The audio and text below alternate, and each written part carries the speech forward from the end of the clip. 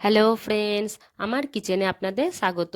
আজকে আমি এই ভিডিওটাতে গুড় চিনি ছাড়াই একটা হেলদি লাড্ডু রেসিপি আপনাদের সাথে শেয়ার করব।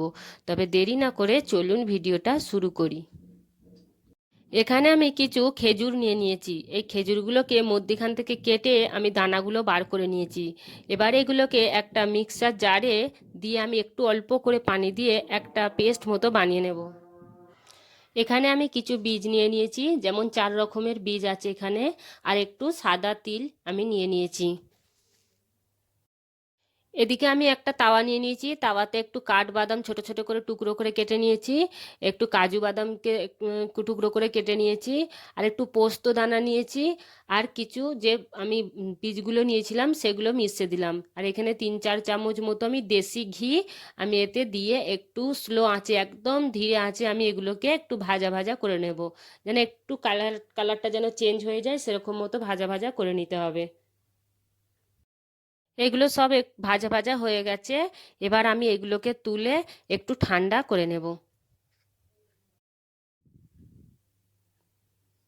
আমি ওই ফ্রাই প্যানে আরও একটু 3-4 চামচ মতো ঘি দিয়ে দিয়েছি।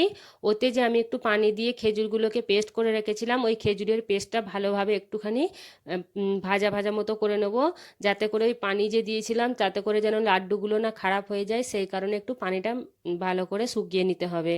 তো এইভাবে একটু আমি ভেজে নিচ্ছি।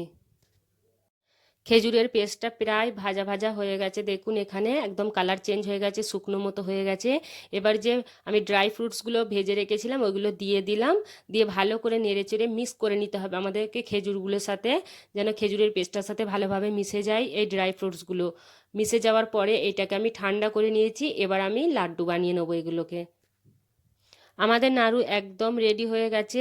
বন্ধুরা, যদি ভিডিওটা ভালো লেগে থাকে তাহলে লাইক কমেন্ট শেয়ার আর সাবস্ক্রাইব করতে মোটেও ভুলবেন না। ভিডিওটা দেখার জন্য অনেক অনেক ধন্যবাদ।